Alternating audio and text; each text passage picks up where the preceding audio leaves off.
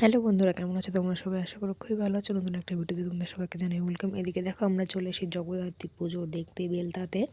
তো কারা কারা তোমরা বেলতা থেকে দেখছো আমার ভিডিও অবশ্যই কমেন্ট করে জানিও, বা তার আশেপাশে থেকে দেখছো। এদিকে দেখো, জগদ্ধাত্রী পুজো বেলতায় কিন্তু বা পাল্লায় খুবই ভালো হয়, সুন্দর হয়। আমাদের বাড়ি সেখানেই গেছিলাম। তো যাই হোক, আমাদের বাড়ি যাওয়ার আগে কিছুটা দূরে এই প্যান্ডেলগুলোই দেখে গেছিলাম, মানে দেখতে গেছিলাম। তো যাই হোক, কারা কারা তোমরা এই প্যান্ডেলে গেছো অবশ্যই কমেন্ট করে জানিও। খুবই সুন্দর হয়েছিল প্যান্ডেলটা, একটু ইউনিক টাইপের করা হয়েছিল। এদিকে দেখো, এর শর্ট ভিডিও তোমরা আগেই আমার চ্যানেলে দেখতে পাবে। তো যাই হোক, আমার চ্যানেলে যদি তোমরা নতুন হয়ে থাকো তো অবশ্যই সাবস্ক্রাইব করে পাশে থাকো। আর ভিডিওটা যদি ভালো লেগে থাকে তো অবশ্যই লাইক, কমেন্ট অ্যান্ড শেয়ার করে দিও। তোমরা আমার পাশে থাকো, আমিও তোমাদের পাশে থাকার চেষ্টা করবো। এদিকে দেখো, প্যান্ডেলটা আমি ঘুরিয়ে ঘুরিয়ে তোমাদেরকে দেখাচ্ছি।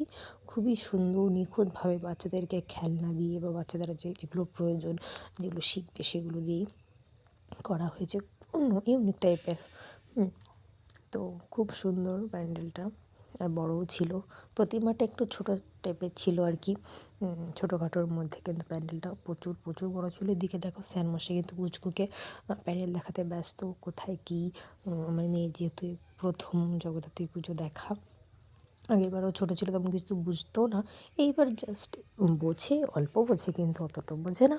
তো যাই হোক, এদিকে দেখো আমরা কিন্তু বেরিয়ে যাচ্ছি, দেখা হয়ে গেছে প্যান্ডেলটা, অনেকটা টাইমই ছিলাম। আর যেহেতু সন্ধে রাত হয়ে যাচ্ছে, বাড়ি